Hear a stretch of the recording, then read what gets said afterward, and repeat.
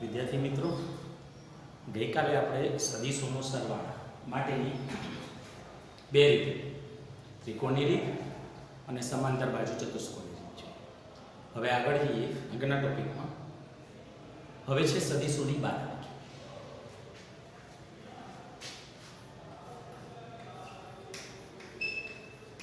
સદીશોની બાદબાકી.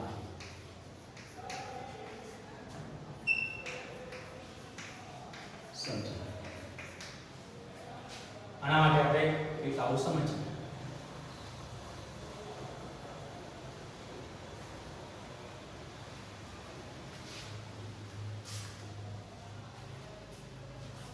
અહીંયા આગળ હું બે સદીશો લઉં છું.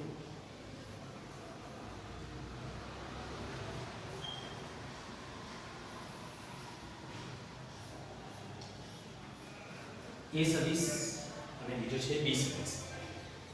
હવે મારે એ સદીશમાંથી બી સદીશ બાદ કરવો છે. એ સદીશમાંથી બી સદીશ બાદ કરવો છે. એ સદીશમાંથી બી સદીશ બાદ કરવો છે. અર્થાત મારે એ સદીશ માઈનસ બી સદીશ મેળવવું છે. એ સદીશ માઈનસ બી સદીશ મેળવવું છે. હવે એ સદીશ માઈનસ બી સદીશ મેળવવું છે તો હું એને કંઈક આવું લખી શકું. એ સદીશ માઈનસ બી સદીશ એના બરાબર લખવું હોય તો હું લખી શકું એ સદીશ વત્તા માઈનસ બી સદીશ.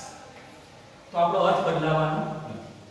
તો હવે આના પરથી સ્પષ્ટ થઈ ગયું કે સદીશોની બાદબાકી એટલે બાદબાકી જેવું છે જ પણ સરવાળો છે. શેનો સરવાળો છે? તો કે એ સદીશની અંદર બી સદીશનો વિરોધી સદીશ ઉમેરવાનો. આનો અર્થ એ થયો કે સદીશનો સરવાળો કરવો હોય તો આપણે ત્રિકોણની છે સરળથી તો એનો ઉપયોગ કરી આપણે. તો હવે એમાંથી બી બાદ કરવો છે એટલે શું? તો સીધું સાધું છે કે એ સદીશની અંદર બી સદીશનો વિરોધી સદીશ ઉમેરવો. અર્થાત એનો સ્ટેપ બહુ સરળ થશે. પહેલા આપણે શું કરીએ? એક સંદર્ભ બિંદુ ઓ નક્કી કરી લો. આ સંદર્ભ બિંદુમાંથી એ સદીશને તેના મૂલ્ય અને દિશા સાથે હું દર્શાવી દઉં. તો આપણો આ એ સદીશ થયો એને મૂલ્ય અને દિશા સાથે આપણે દર્શાવી દઈએ. તો અહીંયા આગળ હું એક સદીશ દોરું OP સદીશ કે જેથી OP સદીશ અને એ સદીશ સમાન થાય. તો અહીંયા OP સદીશ બરાબર એ સદીશ લખીશ. ચલો હવે એમાંથી બી બાદ કરવો છે. એમાંથી બી બાદ કરવો છે તો હવે મારે શું કરવું પડશે? એના માથા પર બી સદીશનો વિરોધી સદીશ ઉમેરવો પડે. તો હવે એ સ્પષ્ટ છે કે બી સદીશનો વિરોધી સદીશ શું થાય? એટલા જ મૂલ્યનો પરંતુ વિરુદ્ધ દિશામાં હોય. આપણે સદીશોની સમાનતા વખતે પાંચમો પ્રકાર ભણ્યા છે કે સમાન પણ વિરુદ્ધ દિશામાંનો સદીશ. તો અહીંયા આગળ હું એ સદીશના માથા પર બીજો એક સદીશ દોરીશ જેનું મૂલ્ય b ના મૂલ્ય જેટલું હશે પરંતુ દિશા વિરુદ્ધ હશે. તો અહીંયા હું લખીશ PQ સદીશ. PQ સદીશ બરાબર લખીશ માઈનસ b સદીશ. ચલો હવે પહેલા સદીશ તું પૂછ, બીજા સદીશના શેષને જોડતો પરિણામી સદીશ જે આપણો ત્રિકોણની રીતની અંદર છે. તો હવે આ પરિણામી સદીશ એટલે કે આપણો OQ સદીશ બે સદીશોનો સરવાળો બતાવશે. એટલે કયા બે સદીશોનો સરવાળો બતાવશે? તો પરિણામી સદીશ R સદીશ બરાબર એ લખાશે A સદીશ વત્તા માઈનસ B સદીશ. અર્થાત શું બતાવશે? A સદીશ માઈનસ B સદીશ. આનો અર્થ એ થયો કે સદીશોની બાદબાકી એટલે બાદબાકી તો છે જ નહીં પણ શું છે?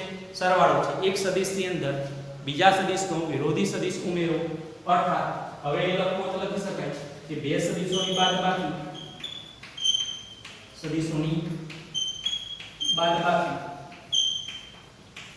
એટલે એક સદીશમાં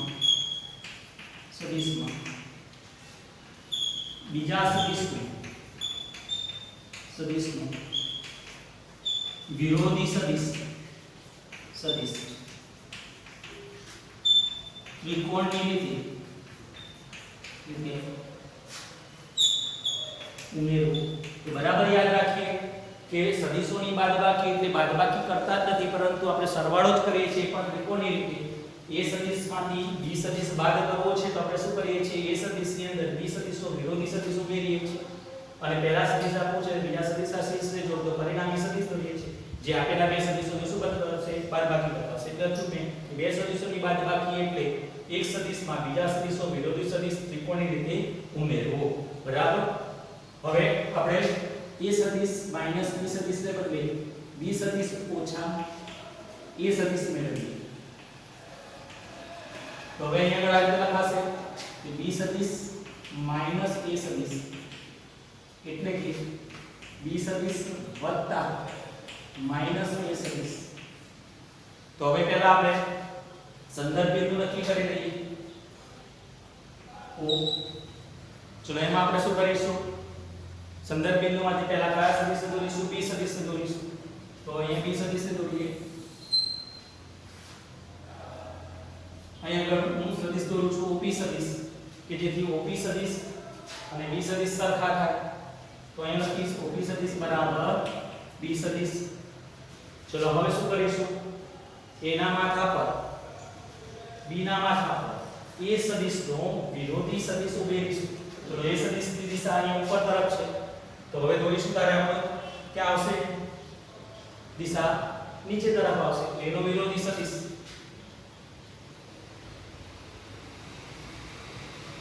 આ રીતે દોરાશે, જેને લખીશું આપણે માઈનસ a સદિશ. ચલો હવે પહેલાના પૂછ અને બીજાના સદિશને જોડતો પરિણામી સદિશ દોરીશું. તો પરિણામી સદિશ થશે આપણો OQ સદિશ અને એ પરિણામી સદિશ બતાવશે r સદિશ બરાબર b સદિશ વત્તા માઈનસ a સદિશ એટલે કે b સદિશ માઈનસ a સદિશ. તો આ રીતે તમે b સદિશમાંથી a સદિશ બાદ કરી શકો. હવે અહીં આગળ બીજું અગત્યનું તારણ જે આપણે સદિશોના સરવાળામાં જોયું કે સદિશોનો સરવાળો સમક્રમી છે. જેની અંદર આપણે a સદિશમાં b સદિશ ઉમેરતા હતા તો પરિણામી સદિશ જે દિશામાં મળતો હતો એ દિશામાં b સદિશમાં a સદિશ ઉમેરતા મળતો હતો, પરંતુ બાદબાકીના કિસ્સામાં બંને આકૃતિઓ તમારી સામે છે. તમે જોઈ શકો છો કે a માંથી b બાદ કરીએ ત્યારે પરિણામી સદિશની દિશા આ મળે છે, બરાબર એની તદ્દન વિરુદ્ધ દિશા. b માંથી a બાદ કરીએ ત્યારે મળે છે. તો આના પરથી આપણે શું તારણ કાઢી શકીએ કે સદિશોની બાદબાકી સમક્રમી નથી. તો સૌથી અગત્યની બાબત છે કે સદિશોનો સરવાળો સમક્રમી છે, પણ સદિશોની બાદબાકી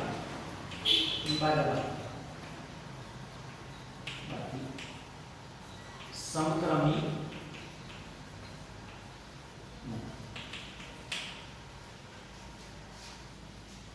સદિશોની બાદબાકી સમક્રમી નથી.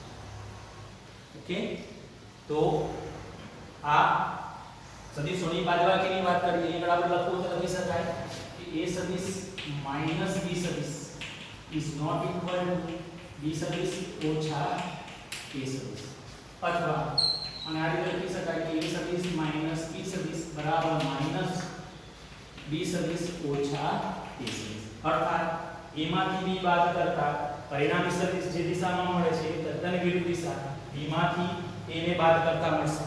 એટલે કે સદિશોની બાદબાકી સમક્રમી નથી.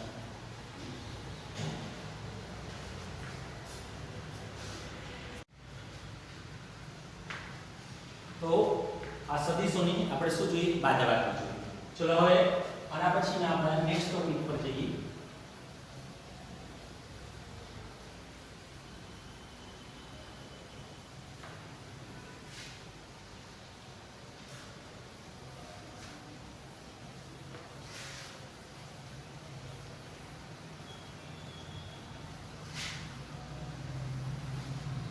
આના પછીનો આપણો નેક્સ્ટ ટોપિક છે બે સંકલ્પનાઓ છે. એક છે શૂન્ય સદિશ અને બીજો એક સૌથી અગત્યનો ટોપિક છે એકમ સદિશ, યુનિટ વેક્ટર. આ બંનેનો ઉપયોગ આપણે વારે વારે આવશે. એમાં પણ એકમ સદિશનો ઉપયોગ તો ધોરણ 12 માં પણ આપણે ખૂબ જ જરૂરી છે. તો હવે એના તરફ જઈએ. હવે તો પહેલા આપણે જોઈએ છે જીરો સદિશ, જેને આપણે શૂન્ય સદિશ જેને અંગ્રેજીમાં નલ વેક્ટર અથવા ઝીરો વેક્ટર તરીકે ઓળખીશું. તો હવે પહેલા શૂન્ય સદિશ કોને કહેવાય એનું અર્થઘટન જોઈએ. તો શૂન્ય સદિશનું અર્થઘટન બે રીતે થાય છે. એક તો જે સદિશનું મૂલ્ય શૂન્ય હોય તેવા સદિશને શૂન્ય સદિશ કહેવાય, અથવા કોઈ સદિશમાં તે જ સદિશનો વિરોધી સદિશ ઉમેરતા મળતા સદિશને શૂન્ય સદિશ કહેવાય. તો શૂન્ય સદિશનું અર્થઘટન આવું કરી શકાય કે કોઈ સદિશમાં તે જ સદિશનો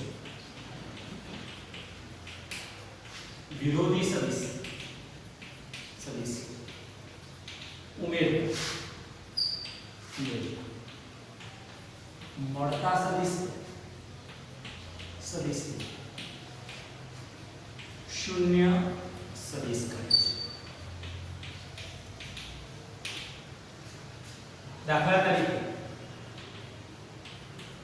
એ સદિશ છે કોઈ સદિશ, એની અંદર તેનો વિરોધી સદિશ એટલે કે માઈનસ એ સદિશ ઉમેરો તો જે પરિણામ મળશે એ પરિણામ 0 મળશે, તો એને શૂન્ય સદિશ કહેવાય. હવે અહીં સમજ કે શૂન્ય સદિશ ને શૂન્યની ઉપર તીરની નિશાની દોરી દર્શાવે. શૂન્ય સદિશને શૂન્ય ઉપર તીરની નિશાની દોરી દર્શાવે. શૂન્ય સદિશનું મૂલ્ય શૂન્ય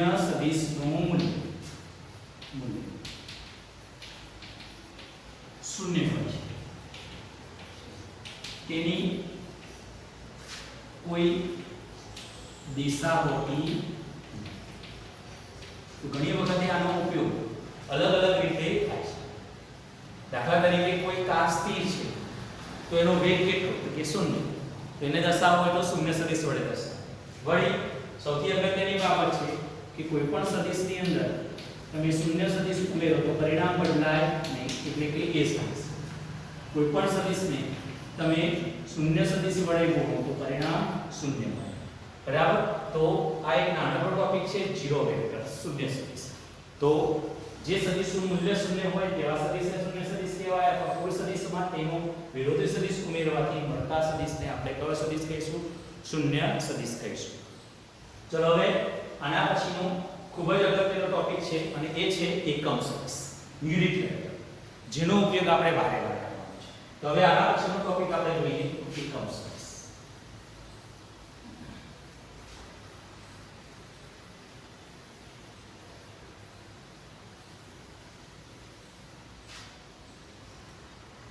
હવે જોઈએ એકમ સદિશ. પ્રશ્ન એક આવો છે કે એકમ સદિશ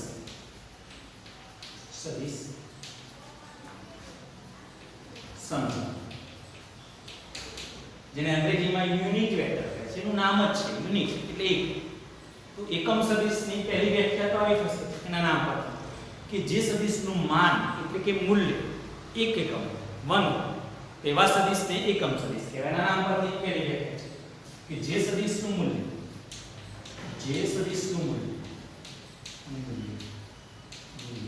કૌંસમાં લખું છું માન, એકમ એટલે કે એક તેવા સદિશને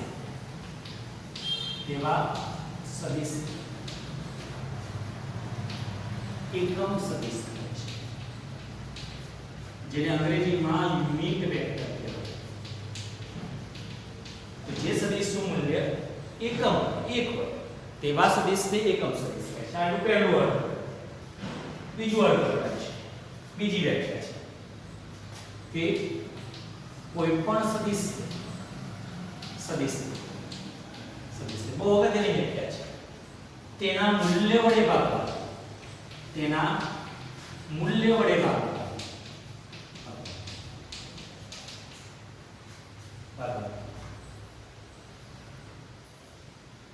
તે સદિશની દિશામાં એકમ સદિશ. કોઈ પણ સદિશને તેના મૂલ્ય વડે ભાગવા તે સદિશની દિશામાં એકમ સદિશ. સાદી ભાષામાં હવે કેવું હોય તો કહી શકાય કે એકમ સદિશ એટલે શું? તો એકમ સદિશ એટલે આપણે કંઈક આવું અર્થઘટન કરી શકીએ કે સદિશ ભાગ્યા સદિશનું માન અથવા મૂલ્ય, સદિશનું આવું અર્થઘટન કરી શકાય. હવે પ્રશ્ન આવે કે એકમ સદિશને દર્શાવાય કેમ? તો એકમ સદિશને દર્શાવવા માટેની રીત છે. તો એકમ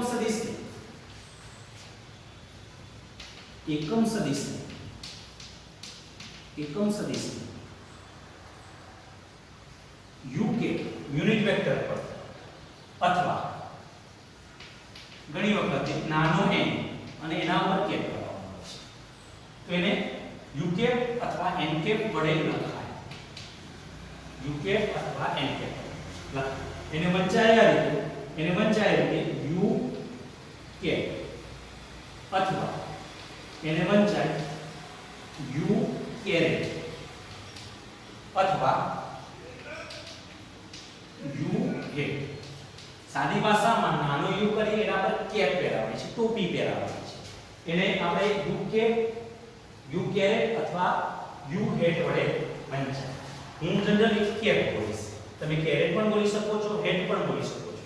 એકમ સદિશ માટે ઘણી વખત નાનો n પણ વપરાય છે, તો એના પર ટોપી કરવાની છે, જેને n કેપ, n કેરેટ અથવા શું વંચાશે? n હેટ વડે વંચાશે.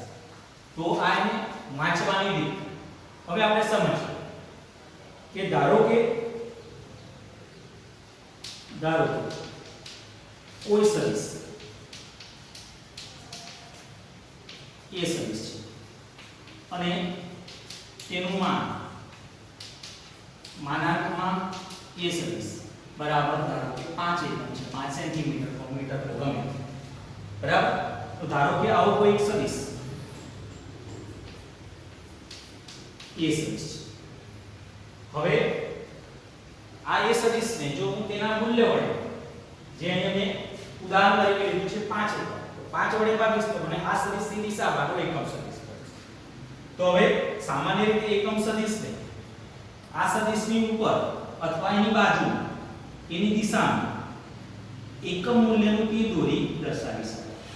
અહીંયા મેં સરળતા ખાતર બાજુમાં દર્શાવ્યું છે, પણ તમે સદિશની ઉપર પણ દર્શાવી શકો. તો હવે હું આવું લખી શકું કે એ સદિશની દિશામાં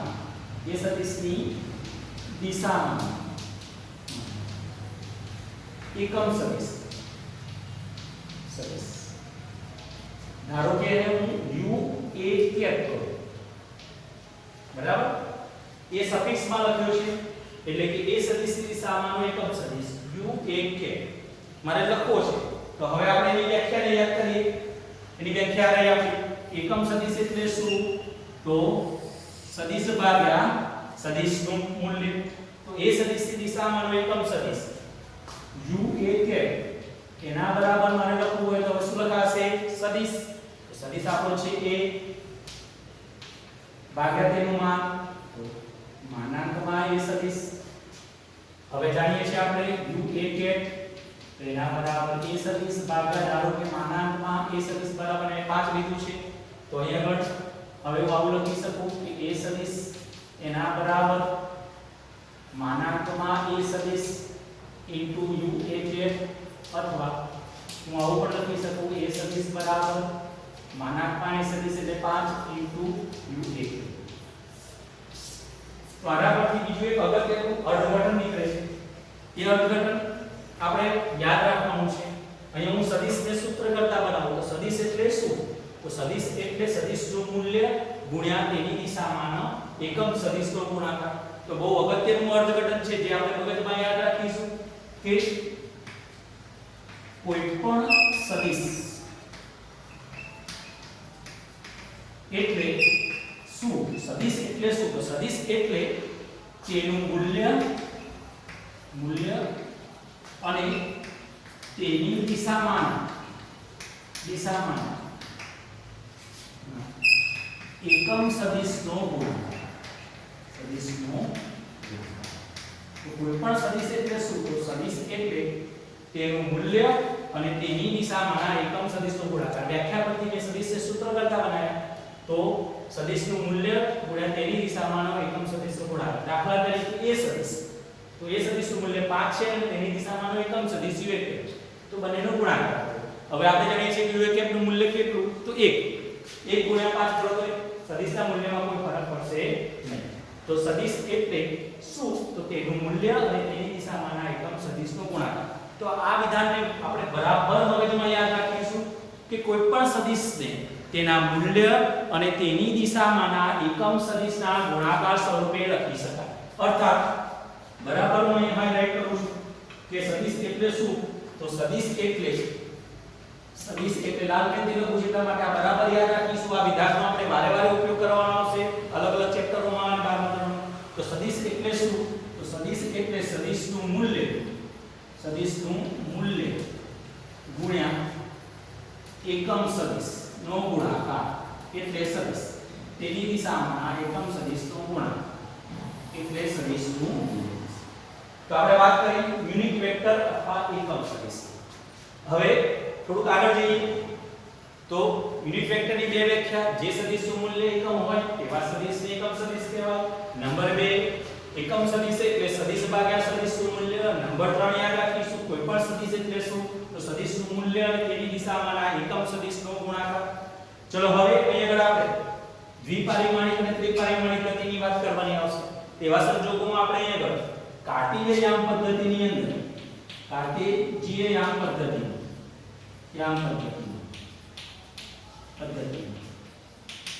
x અક્ષની દિશામાં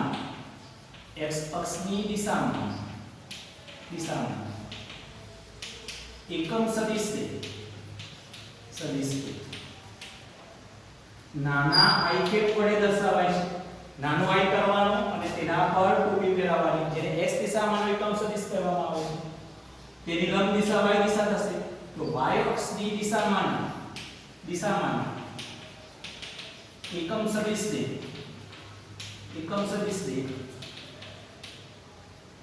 જે કેપ વડે દર્શાવાય છે નાનો જે કરવાનો એના પર કેપ કરવાનો z અક્ષની દિશામાં એકમ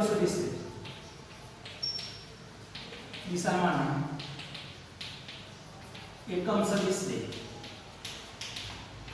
નાનો કે કરી એના પર ક્લિક કરવાનું છે તો અનુક્રમે i કેપ j કેપ અને k કેપ એ અનુક્રમે x y અને z પરસ્પર લંબ દિશામાંના એકમ સદિશ છે હવે આ હકીકતને આપણે અહીં સમજીએ તો આ સમજવા માટે હવે અહીં હું કાર્ટેશિયન પદ્ધતિની અંદર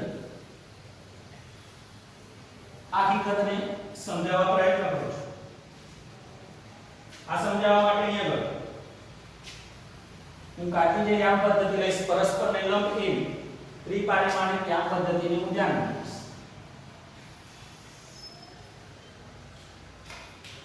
માની લો કે x y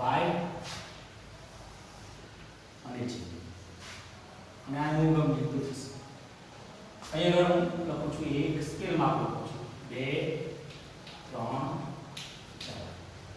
લખું છું 1 2 3 લખું છું 1 2 ચલો હવે i કેપ j કેપ અને k અનુક્રમે x y અને z દિશામાંના એકમ સદિશ છે તો હવે અહીં ઉગમ બિંદુમાંથી x અક્ષની દિશામાં એકમ મૂલ્યનું તીર દોરીશ જે મારા x દિશામાંના એકમ સદિશ કોને રજૂ કરશે i કેપ ને રજૂ કરશે y અક્ષની દિશામાં એકમ મૂલ્યનું તીર દોરીશ જે j કેપ ને રજૂ કરશે z અક્ષની દિશામાંના એકમ સદિશને હું k કેપ વડે રજૂ કરીશ જેનું મૂલ્ય એકમ થશે તો એ બરાબર આપણે યાદ રાખીશું કે માનાંકમાં i કેપ બરાબર માનાંકમાં j કેપ બરાબર માનાંકમાં k કેપ જે એકમ સદિશ છે માટે તેનું મૂલ્ય કેટલું થાય 1 એકમ થાય બહુ અગત્યની વસ્તુ છે i કેપ j કેપ અને k કેપ ના મૂલ્ય એકમ થશે જે પરસ્પર લંબ દિશામાંના એકમ સદિશ થશે ચલો હવે આ હકીકતને હવે સમજીએ ધારો કે અહીંયા આગળ એક બિંદુ હું અહીંયા આગળ લઉં છું a બિંદુ આ બિંદુના યામ હું અહીં આગળ લખું છું દ્વિપરિમાણમાં થશે 3 0 થશે હવે એનો અર્થ એ થશે કે હું અહીં આગળ એક સદિશ દોરું OA સદિશ જેને હું નામ આપેલું ધારો કે P સદિશ OA સદિશ બરાબર હું દોરું છું P સદિશ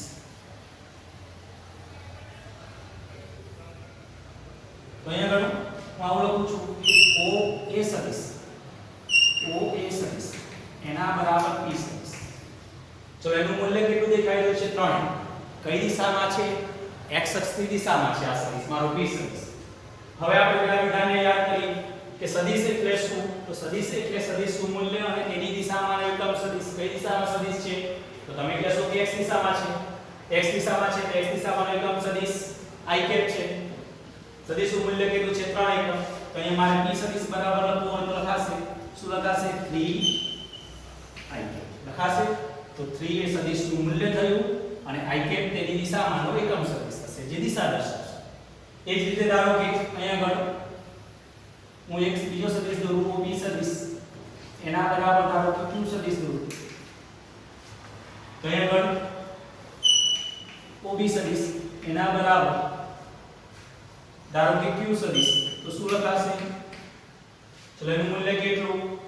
તો 2 અને તેની દિશામાંનો એકમ સદિશ તો કઈ દિશામાં છે? y દિશામાં છે. y દિશામાંનો એકમ સદિશ j. તો q સદિશ બરાબર શું લખાશે?